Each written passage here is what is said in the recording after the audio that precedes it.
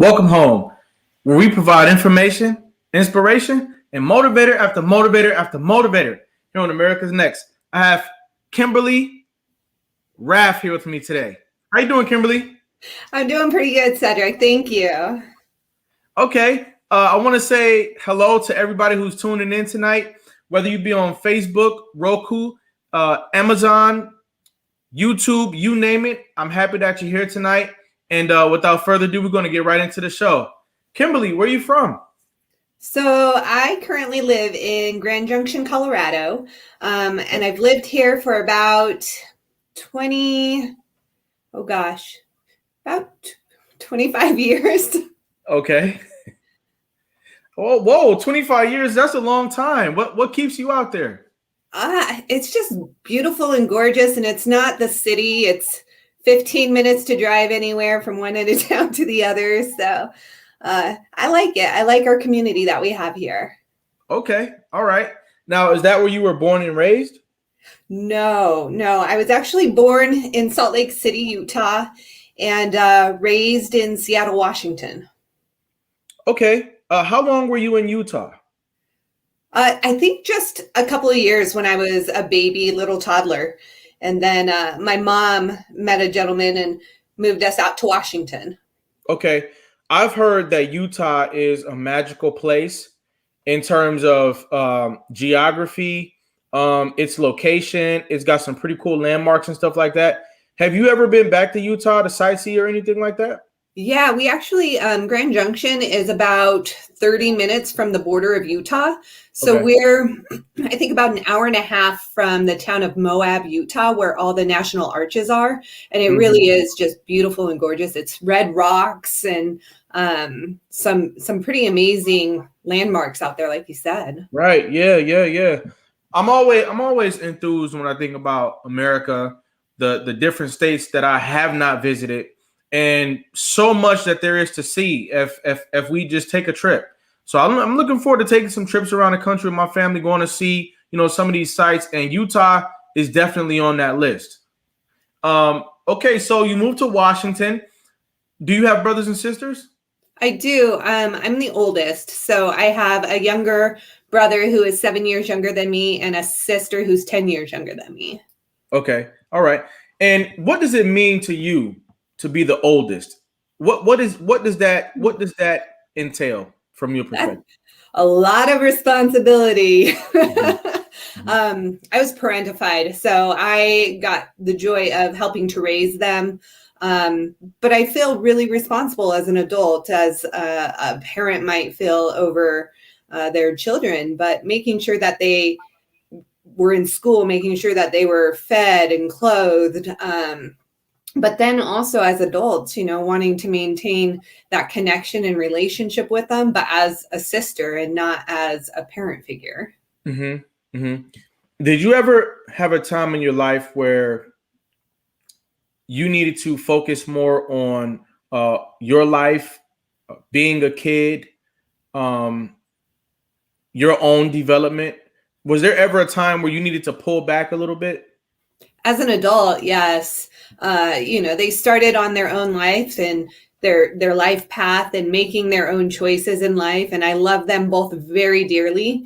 And we've just, we have to take care of ourselves before we can nurture and help others through what they're going through. But then they also they need to want the help.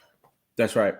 I'm also the oldest of my siblings, and I've had an experience in the past, let's say 10 years where, well, actually more than 10 years, 15, I'd say the last 15 years, where I've kind of gradually taken a step back, and it becomes really cool when your brothers and sisters, they develop their own wings, and they develop, their ability to fly, make sound decisions and stand on those decisions.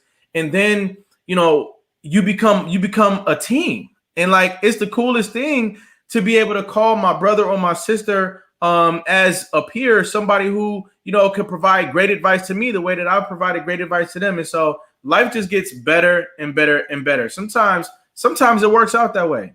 Yeah, it really does. And my sister and I have a really close relationship. I currently have custody of my niece, and so we've been able to co-parent Mhm.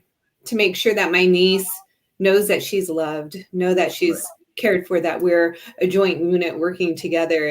And my brother, he's in the military. He's been in the military, I think, 18 years now, and lives in the Denver area. So, Mhm.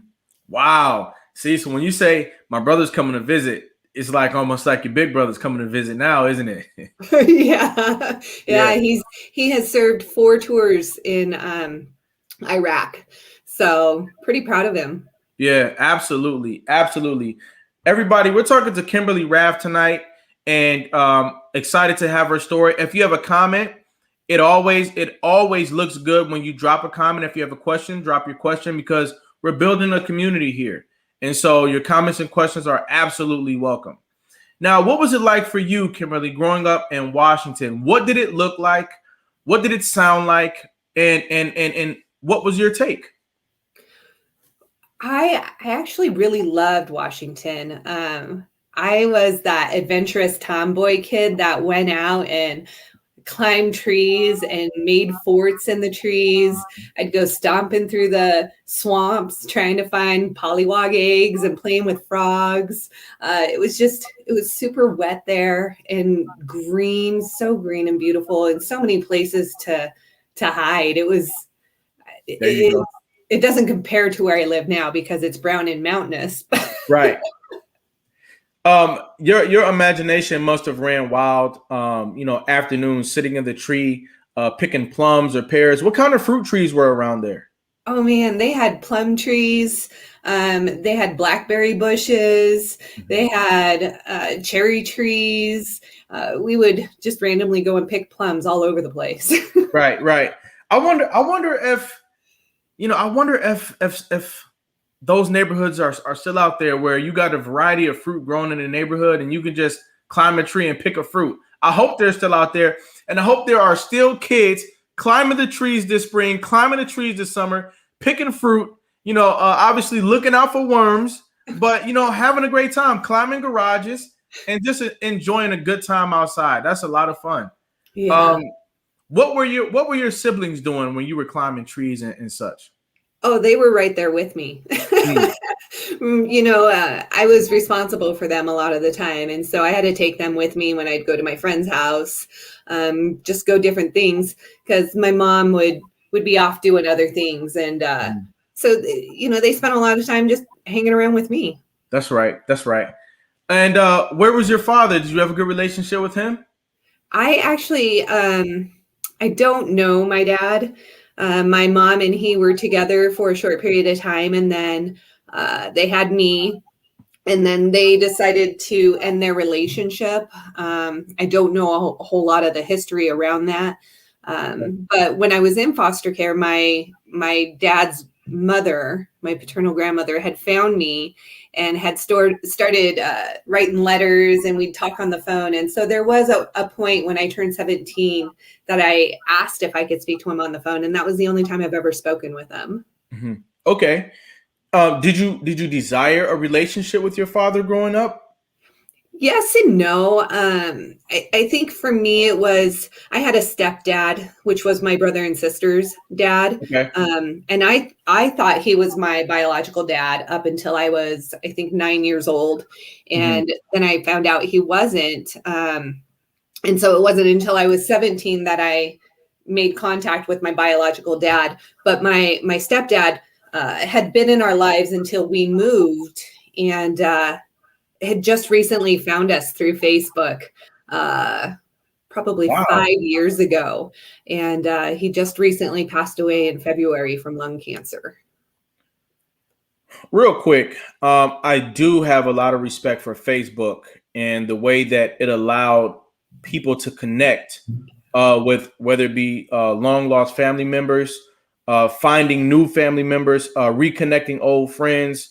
Facebook did all of those things for me, and so I definitely want to say that I appreciate Facebook for that, and that's really cool that that you were able to connect with some family through Facebook as well. Because if it wasn't for Facebook, you might not have never regained that relationship at all.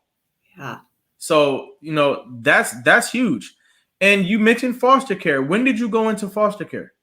I didn't enter the foster care system until I turned 14 years old in the state of Minnesota. Okay. So before you went into foster care, you're already spending a lot of time with your siblings. What was life like for you all daily? Life was pretty chaotic and unpredictable. We didn't have a whole lot of stability in our life. We moved, I don't even know how many times, around Washington State. We did, I think in middle school, I was in like 8 different middle schools. Hold on, how many middle schools? About 8 different middle schools. And middle school for you was 3 years long. Yeah. See, so we had no stability. When we talk about these portions of our stories right here, and for those people who don't know, I also spent years of my life in foster care.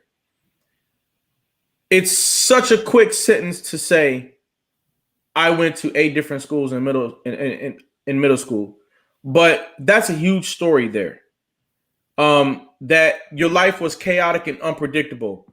There's a lot that went into that being your final judgment, your final idea of what that era of your life was like. What exactly was going on during those years? So I haven't shared a whole lot of my story. I mean, I've gotten to the point where I tell people I was in foster care and, my life was chaos. But really, like when we look deep into it, and part of it's because I don't want to hurt my mom's feelings. I still have this like loyalty to my mom and I love her to death. And she is doing the best she can and did the best she could with what she had at that time. But there were a lot of drugs, a lot of alcohol, a lot of domestic violence, a lot of men in and out of our home, homelessness. It was just pure chaos. Right. What I learned, and my mom is in the building as well. Hi, Mom, and we got Karen Hughes in the building. Hey, Karen, Jenny Lewis. Hey to everybody who's tuning in right now. What I realized is that so much of what I experienced with my siblings, moving from place to place, being exposed to the ongoing party, the radio that was never turned off, was that it wasn't all my mother's idea. It wasn't all her making either. I had to, in retrospect, I had to realize that there were things going on in my mother's life before I was born. Issues that she had with her family, which was my family as well. But she also had unhealed scars. She had traumas that had never been dealt with. And so I look back on my mother's experience and say, yeah, that was my childhood, but that was her adulthood. That was like the pinnacle of her, trying to cope and deal with what was never fixed and mended in her life. And so sometimes we come into a pattern that's not been corrected, a pattern that's not been rectified. And unfortunately, sometimes we get placed in the foster care system. But there's a lot of kids out there who grew up just like you did, or who grew up just like I did, who never got placed in foster care. Right. And so sometimes it's just the luck of the draw, right? And transparency is key. There's no other way to be honest about, the upbringing that so many of us have shared without saying, hey, there were some drugs, there was some trauma, there were some events that made us feel unsafe. And that's just the reality. Our parents didn't create this world. They didn't create this society. And in a funny type of way, in a humorous type of way, we're trying to find our way just like they were. Yeah. So it's so true. Yeah. What was elementary school like for you in terms of social? I was that kid that always had the hand-me-down clothes. I I was what I still to this day have a childhood friend, my dear friend Jenny. We were in kindergarten together, and we started out as enemies, got into a fight, and then became best friends after that. And so her family is like my home base, is what I call them, because they've lived in the same home my entire life. They have the same phone number. Like that to me was stability. But I was always the new kid. I think the longest I stayed in one elementary was for 2 grades. And so it was learning to adapt to different people. I tell people I'm like a chameleon. I can fit in anywhere. And it's not that I'm being disgenuine, but that I find ways to connect with people and am able to just through whatever experience it is, whether it's a sports team or a color or a job, just different things that have helped me over the years to adapt to different situations. Mm-hmm. Would you say that those moments of you figuring out how to connect with somebody on the fly, figuring out a way to relate, in an instant, did those moments build resilience for you? Oh, absolutely. Mm-hmm. Absolutely. Let's talk about resilience and how that pretty much carried you as a teenager. You said you went into foster care at 14. Obviously, your journey didn't stop there. You went through a whole lot more stuff after that. When did you ever even hear the term resilience or resiliency? I don't even think it was until I was in college and realized that I was eligible for scholarships. Yeah, I thought scholarships were for the kids that came from good families. That was right. Right. Okay. And I ended up looking up different words that described what I had been through, and resilience and perseverance were the two that really came up over and over again. And since then, over the years, it's something that I've had to learn and figure out and truly try to understand. That's right. That's absolutely right. How did you cope with constantly changing your environment? Books. Okay. What were some of your favorite books? What were some of the books that did it for you therapeutically? I read a lot of Christopher Pike books, and oh gosh, I can't remember his name. Christopher Pike? Huh? You said Christopher Pike? Yeah, Christopher Pike, like mystery books where it would draw you in and you'd have to figure out who did what. I read a lot of Stephen King books, fiction books, though, just to get lost in and not think about life. Right. Wow. Did you know you were trying to avoid thinking about life? No. It was just like a natural response. Yeah, it was one thing that I could do that there was peace and quiet. Mm-hmm. Mm-hmm. So you're a great reader. Were you also a speaker? Were you extroverted or were you quiet in class? Oh, very introverted, very shy, very quiet. Growing up, my mom's side of the family is Hispanic, and we would often hear be seen, not heard. Blood is thicker in water, so don't be talking to people about things that are going on in the home. And so it was just me and myself, and nobody really knew what was going on in my life. So did you ever get a mentor or a relationship with somebody who had some wisdom that helped you along the way? I would have to say Jenny's parents helped a lot with they knew my situation. They didn't know the extent of it, but they were always there talking to me, always there encouraging me, helping me. I was in music too. I played the violin from elementary school all the way through middle school. So that was the one constant thing too that I could do no matter what school I was at. And so I had a music teacher in, I think it was 7th grade. And she really connected with me and made sure that if there was a performance, she would pick me up and take me to it. And so there were people throughout my life. There wasn't anyone constant person that was always there. My grandparents were amazing, amazing supports to me. I absolutely loved them. And, they always stepped up whenever my mom wasn't able to care for us. We would go live with my grandmother and my grandfather. Were there any lessons that you learned from your grandparents that really stuck with you over the years?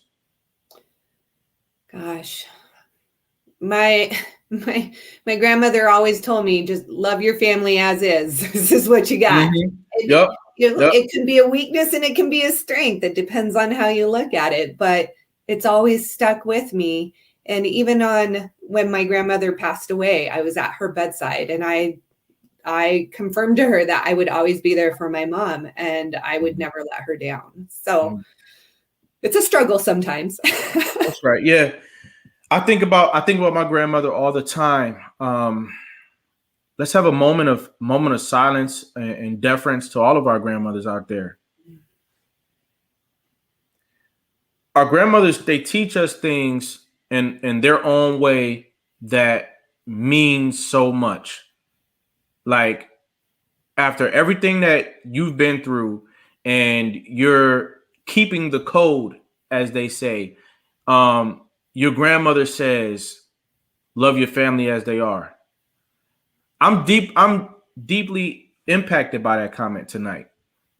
Love your family as they are. Everybody out there, drop a 1 in the chat if you can identify with that.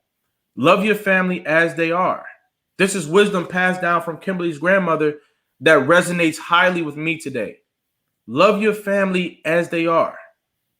How does our world become a better place tomorrow if we love one another as we are? It goes beyond the moon and stars. It really does. So now, as you go into high school, what are you thinking about the world? What are your thoughts? Oh gosh. So high school for me, we had actually moved. So we moved from Seattle, Washington to Las Vegas, Nevada. And then we moved, my mom met another gentleman and they moved us to the middle of nowhere in Minnesota. Hold up. So you haven't been in the middle of nowhere the whole show? Go ahead. I'll just mess with you. Go ahead. It gets even better.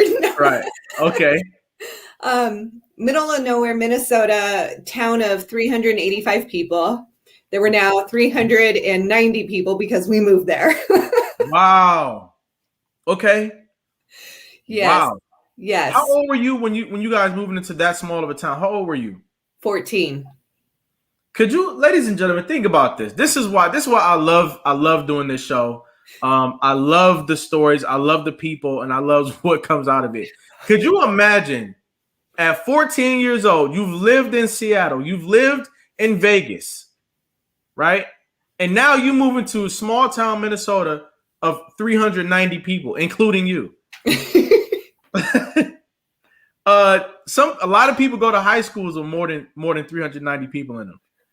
Okay. Yeah. So I'm sure this was quite an experience for you. What was it like living there? Talk to us. It was a huge culture shock to begin with. It was very small town. Now, when I lived in Seattle, I had shared numerous times with counselors about the things that were going on in our home. And the system failed us there. The system downright failed us. Never stepped in. We never had a social worker come to our door and check on us. Why do you think that was? I'm not sure. I have no clue. Hold on. Are you saying that you were flat out telling counselors what was going on at home and it was obviously unsafe and no one came to check on you all? Yep. Okay, go ahead. Keep going. So, Minnesota, and we lived in town. The towns had no street signs. I had no clue where anything was. They had a 6-lane bowling alley, churches and bars on every corner, and the high school. It had just been added onto, and it was elementary school all the way through high school. Wow. So you had one of everything. You had one prom king for the whole city, one prom queen for the whole city. You had one bowling champion, one grill master. Yeah, one of everything. One driving school instructor. Your driving school instructor taught every single person in the whole city how to drive. Is that right? I think our high school counselor was actually also the fire chief. Our librarian was also the mayor. Hold on, what?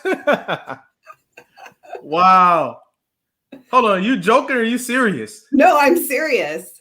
The librarian was also the mayor. Yep. And any more doubles you want to tell us about? You got some more doubles in there. What were some other doubles that were going on? Not that I can think of. Okay, because if the shopkeeper was also the garbage man, and yes, that's interesting. What they say, what a small world. That's pretty cool. Okay, so now, how long did you live in that small town? So we lived there all the way. So I have some like gaps that happened because of different things. We lived there. I was 14. Then I went into foster care and then returned home. And at the end of 10th grade, we moved.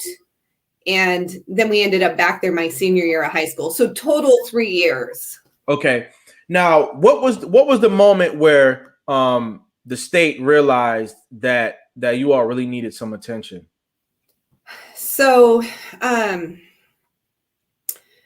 in our house, it was just a small 2-bedroom house.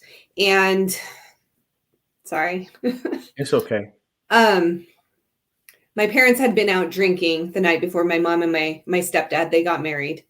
And I had gone into their bedroom to get clean school clothes. And I woke my stepdad up and he yelled and screamed at me and slammed me into the wall a couple of times. And we're here with you.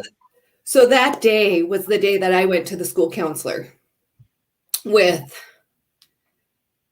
a knot on my head, bruising down my leg, and they removed us that day. Somebody finally listened. That's right.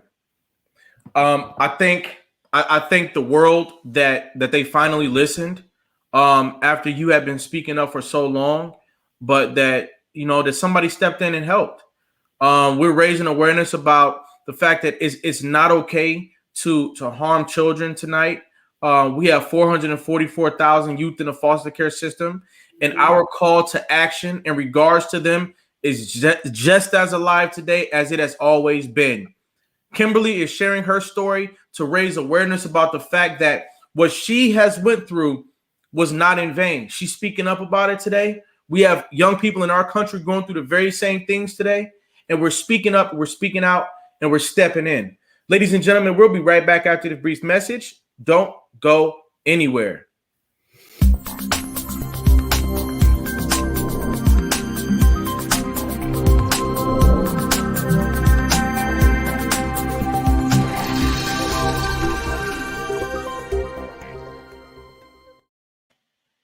America's Next Motivator, Monday, Tuesday, Wednesday, and Friday at 9 p.m. Eastern. America's Next Motivator, hosted by me, Cedric Riley, sponsored by the Pride Empowerment Network and our viewership.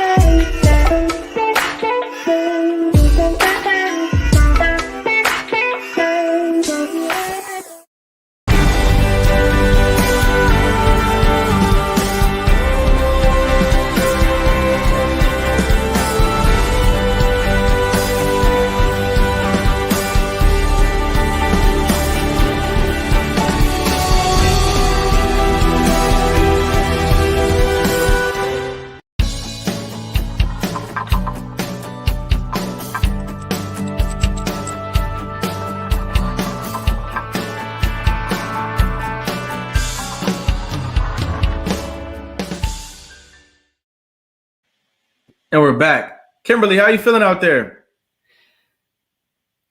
Okay. Yeah, we're getting through it. We are. Um, in these moments, you relate to so many thousands of people around the world.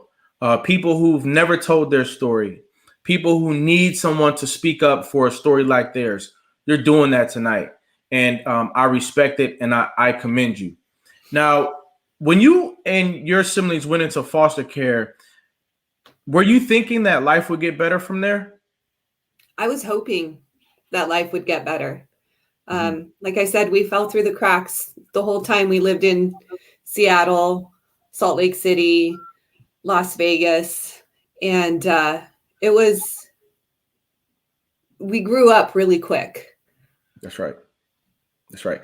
Did you ever meet kids who were living like you all were living along the way? Yeah. A Yeah. lot or a little? Um, a few. I wouldn't Yeah. say a lot, but I know a lot of the people that my mom hung out with had kids and they would use together. And I all three of my uncles, they were alcoholics and drug addicts too. And Mhm. everybody would get together and it would just be one big brawl, and me and my cousins would be there trying to figure out what's going on. Right. I want to raise awareness about something I've been thinking on for a little while now, and that is this: America needs to continue to develop. Sometimes we look at other countries, we look at what's happening internationally. There are second and third world countries, so to speak, out there, but there are a lot of areas right here in America that need to be renovated, that need to be fixed up, that need to be visited, that need to be known, taken care of. You know, um, we need to continue to invest in America. There are many towns where they could use a little bit more retail, a few more playgrounds, a few more places for kids to go and play. More opportunities for eyeballs to keep kids safe. You know, I find it tragic that in 2021 there are families going from one small town to the next, and nobody's noticing what them or the kids are going through because it's not a major city America. Right. you know so I think that's something to think about as well. We need to continue to develop America has more work to do. America's not finished. What the work that we're doing here is another step in that direction, but it's what has to be done. We have to continue to build America. All right, so now, what was your foster care experience like? I actually had a great experience in foster care. My The woman that was my foster mom in the first home I was in, she was amazing. She loved us unconditionally. I remember one night I got upset about something. I don't remember what, but I ran out of the house and went and hid in a ditch somewhere for probably an hour. It was freezing cold outside. I don't know why I did it, but I was out there freezing. I came back in. She called me over, talked with me, gave me a hug, put a blanket around me, made me hot chocolate, and it was like, oh, wow! Like I'm not going to get beat by a wire hanger. I'm not going to, it was different for me. So it was a different life, and it was actually really cool. Another Facebook connection, but I reconnected with her on Facebook, and I've gotten to share, where our lives went afterwards. So Wow. that's been really neat, because a lot of times foster parents don't get to hear that or see that, what happens with a child's life after they're in That's their right. care. That's right. And that was thoughtful of you to reconnect that way, to go back and find her and give her the happy story about where you are today, which is very inspirational. Now, so you didn't stay in foster care like indefinitely. You were taken out of foster care as well. Yeah. So my mom and stepdad had gone to rehab, and they were clean and sober, and so we were able to move back to them after a year, and things went well, and then they started going back downhill again. Okay. So Okay. I think that it's interesting that they were able to get it together, at least for the time being. You know, so many parents, they don't. You know, they don't get it together that first time around. Sometimes parents never get back, custody of their children, and so on one hand, it's a good thing that you were able to reunite temporarily, but on another, it's almost like more trauma because you've got to watch the dysfunction all over again, and then you have to find a way because now you're getting ready to be 20 something years old. Right. Well, and not just that, but it's those broken promises of, I'm going to stay clean and sober. Oh, it only happened this one time. Oh, we're going to change this time. And so that really inhibited my trust in my family members to do what they say they're going to do. Mm-hmm. Now, did it also inhibit trust in other people, like in other relationships with your friends, just trust in general? Did you not have a good sense of trust in general as a result of those experiences? Absolutely. And I still deal with that. And it was interesting. One of my friends, he's actually a therapist. I always tell him, don't therapy me. But he said, maybe it's not them you don't trust. Maybe it's yourself you don't trust. And so that was a huge aha moment of, did I choose the right person to do this? Or did I choose the right person to be friends with? Did I choose the right person to have a relationship with? Mm-hmm. Mm-hmm. As the oldest sibling, somebody who spoke out about what you all were going through and really had a positive impact on the direction of all of your lives. I see you as somebody who is trustworthy in terms of judgment. And it seems like you kept doing things in a productive way in your life. You started a foundation, am I correct? And what's the name of it, the organization? And what do you do? It's called Foster Alumni Mentors. I started it 4 years ago because I aged out of the foster care system. So after we went back, I myself ended up going back into foster care. My brother and sister stayed with my mom and my stepdad. And I ended up aging out at 17. So in 1995, they didn't have any legislation around your age of when you aged out. I graduated high school. And so a week before I walked and got my diploma, my caseworker told me that I had to leave the foster home that I was in because I was graduating high school. And that's where, like, we can't do this to these kids anymore. I went on to work in child welfare and saw kids experiencing homelessness and everything that I experienced 20 years ago. Mm-hmm. And I said, why are we still doing this? Mm-hmm. So when you say aged out, that means what that means you got too old to be in foster care? Yeah. So I basically emancipated from the system. I could no longer stay in. Nowadays, the 18 is the age that you age out of foster care and can no longer stay in. Some places they've extended to 21 so that they're able to really build that stability. But back then they didn't have that for us. So were you, so many people just become homeless or just in the street? Where do you go? How do you just get kicked out on the street? I don't. It's nothing that I can say to make that make sense. No, and it still happens. There are safeguards in place. Jamal Callahan and Action Ohio worked on, creating the Fostering Youth to Independence initiative, where there are housing vouchers available to the kids as they're aging out of foster care. Kids also in some places have the option of staying past the age of 18. But a lot of them end up throwing their hands up in the air and saying, I don't want to be a part of the system anymore. I'm going to go figure life out on my own. Right.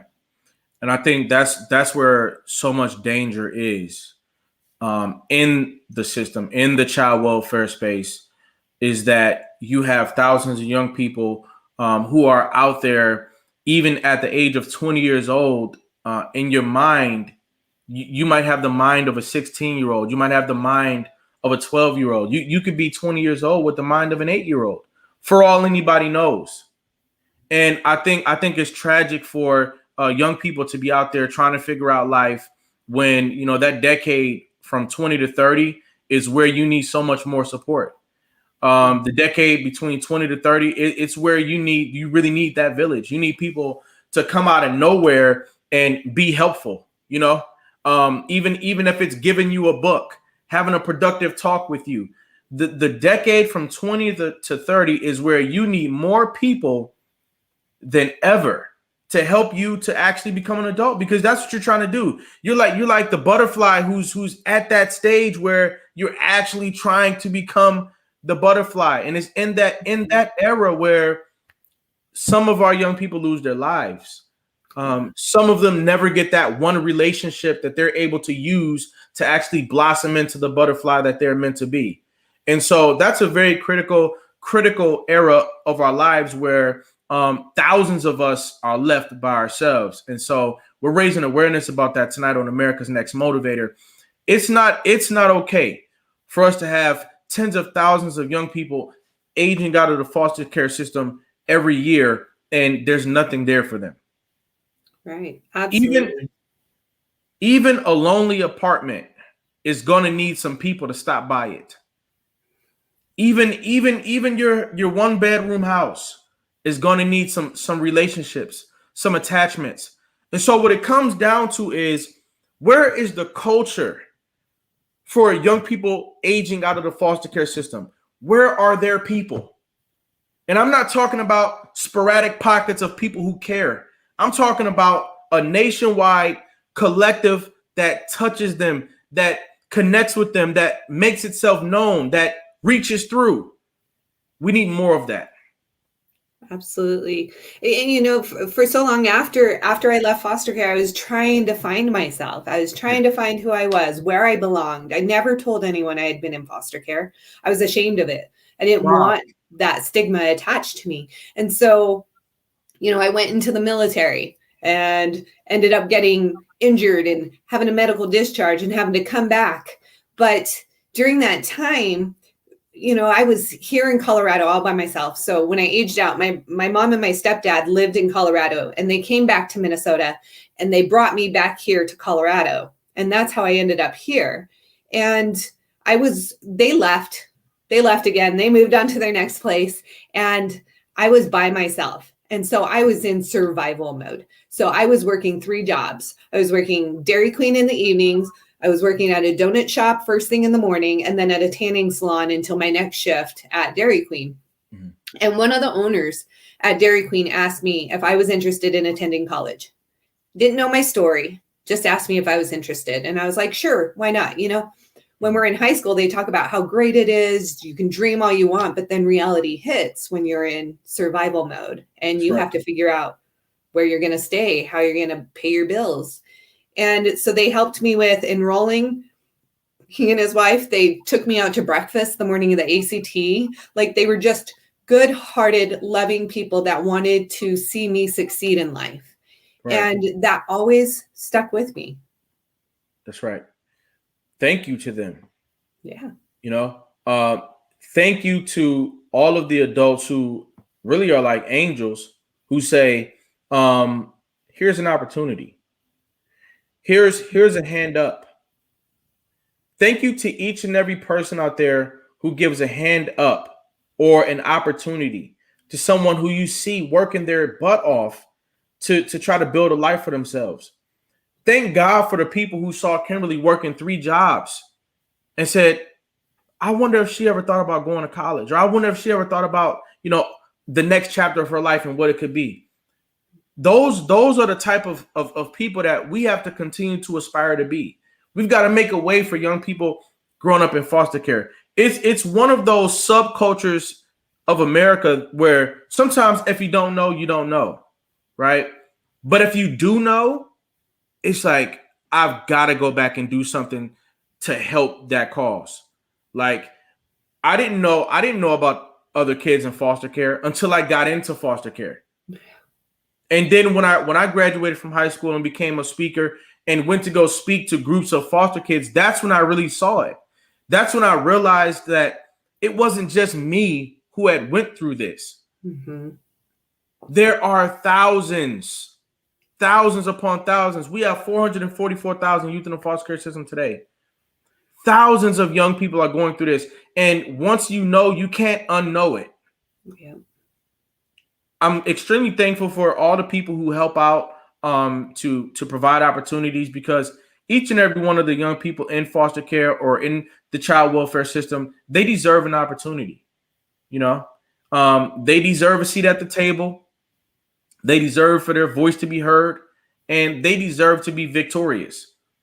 So now you've taken all these experiences and you decided to give back by creating your organization. So what has the last 4 years been like for you?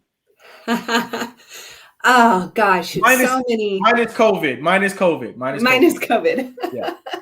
It's been absolutely mind-blowing. Absolutely mind-blowing. I actually get to do a job where people want me in their lives, which is phenomenal. Working in child welfare, I wanted to give back like my case manager did for me and help kids in foster care. And it really, I ended up having a lot of PTSD and anxiety because I was putting myself in situations that would bring up my childhood memories that I never dealt with. And so, it was interesting because, again, I hadn't shared that I had been in foster care. So I told a coworker I was in foster care. She said, "Oh, I thought you grew up in a middle-class family." And I was like, "Well, what am I supposed to look like? What do we look like?" And like, right. So, it was eye-opening to me. So then I started searching for other kids that were like me, other adults that were like me, that, were just leading normal lives. And I came across a conference that was in Baltimore and went to it and met all kinds of people that had been in foster care. And I found my people. I found where I belonged. I found that my story was useful and needed to be shared. And so that's when I started FAM, Foster Alumni Mentors, so that other kids that aged out of the foster care wouldn't feel alone, that they knew they mattered to somebody, that they would always have that person to not just share challenges with and issues and looking for advice, but also share those wins with. Like, we have created such a neat group of foster alumni that, I love connecting with each of them. I reach out to them. I talk with them. I go get coffee. I hear about, those struggles that they're facing. But then I also get to hear all of those wins that they're achieving. That's right. So the culture that we were talking about a couple minutes ago, I was asking, where is it? You're actually creating it. You're creating that culture, that group of people who's here for young people aging out of the foster care system and just young adults in general. So for everybody out there who may have been impacted by foster care or adoption, and you haven't found your people, you haven't found the rooms where people understand, your passion, or understand your life story, or understand, why you are who you are, reach out to Foster Alumni Mentors. Reach out to Kimberly Raff, because these communities are extremely important. I think that so many of us are in an identity crisis. We are in a search for self-esteem. And self-esteem comes by way of people, camaraderie, relationships, and programs. And so this is great what you're doing here. Foster Alumni Mentors. Okay. When's your next get together? So our next get together, we meet the last Saturday of the month, and we do fun stuff so that kids aren't intimidated. I call them kids. They're not all kids. We have everywhere from 18 to, I think, 38, if you include me, 43. But, we just do fun stuff, and they're allowed to just be themselves and not have to worry about, we had a youth that was on the phone with their mom because their mom was incarcerated, and they get to talk to him once a week. And they got off the phone and said, "I'm so sorry. My mom's in prison. I get to talk to her once a week." And it was like, oh, okay. Right. It was normalized for them, for all of us, because we have that shared experience, instead of going, "Oh my gosh, what happened? What's wrong? Are you okay?" And having to feel like you have to share your story all over again. That's right. Or, feel uncomfortable. For me, the drugs never went away from our family.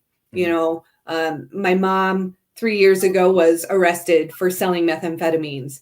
And, I'm 43 years old and this is still going on in my life. And I want people to know that it can still happen and still go on in their lives. And I want them to learn how to create boundaries with their parents. I want them to learn that, it's okay to share about it with us, because we're not going to sit there and judge you. Right.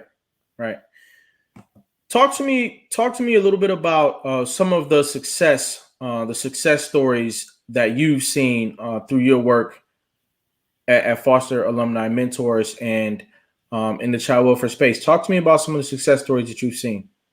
So just in sharing my story, I have inspired people to become foster parents. Okay. My friend Jeannie, who was watching earlier, she became a foster parent to teens, specifically because of my story, so that, they could have a place to go rather than just going to a group home. So she's providing a home for a kid who would otherwise be in an institution or a group home. But then with the members that we work with, one thing I always tell them is, okay, so you don't believe in yourself. Well, I'm here to believe in you. And then when you start believing in yourself, we'll believe in you together. You'll have two people. Right. And so, I've watched one woman, she has just flourished and grown, because every time she would talk about things, I always tell her, you're worth it. You're worth it. You deserve it. You're worth it. This is for you. You've done this. You've worked hard. And to see her where she's at now, she is working a job where she's going in and helping with appraisals for multi-million-dollar homes. She is reaching out for help when she needs it. It's like pulling teeth trying to get them to accept any kind of financial assistance or help. And so, we do what we say we're going to do. And, we've built the trust in them. And so she also is going to be a first-time homeowner, which is so exciting because she's in her 30s. She just wants stability for her family and kids, and she finally is going to have that. And they close on their house on the 28th, which is so cool. We've been able to go to baby showers and be a part of, new families that are being created, and then also support those moms because they oftentimes are worried they're going to be like their parents. That's right. Yeah. It's just so cool getting to watch them and watch the success as it happens. And, we've had people enrolling in college. We've had they're graduating with their bachelor's degree. We've had people accepted into master's programs. We have kids that are getting ready to graduate from their master's program. So it's not, I think there's this misconception that these programs are only for kids who are struggling. But in reality, it's for anyone who's experienced foster care or kinship care, because we all have that same loss, that same feeling of not belonging anywhere, not feeling like we were loved enough, or different questions that we have. And so they need a place and a space where they can be themselves and have that tribe around them that understands and cheers them on too. Absolutely. The achievements, the positive energy, the optimism is all welcome. It's all part of the story, and that's no less important than any other aspect of it. I'm glad that we were able to get to some of the positive outcomes that you're seeing. Now, we're down to the final 25 seconds of the show, and I have 3 questions for you. Okay. The first, what is survival to you? Survival is what you instinctively do to make yourself safe and secure. What is success to you? Success to me is achieving whatever goals you set your mind to. What is greatness to you? Greatness is you. Kimberly Raff, I want to let you know that I've listened to your story today. I love the way that you stood up for yourself. You were able to push through, overcome adversity, and work with others. We're giving you respect today while you're still here with us, giving you your respect today. Ladies and gentlemen, put your crown emojis into the chat. Put your crown emojis into the chat because we are giving you your crown today while you can still receive it. Ladies and gentlemen, put your crown emojis into the chat. We are letting the world know, letting you know that you, Kimberly Raff, you are America's next motivator. Yep. Absolutely. Absolutely. Thanks for stopping by today. All right. Thank you. All right. I'll talk to you soon. All right. Thank you, Cedric. Take care, everyone. All right. Bye. Ladies and gentlemen, there you have it. Each and every episode of America's Next Motivator is going to have something here for you. All you've got to do, just like we did today, stop by and pick it up.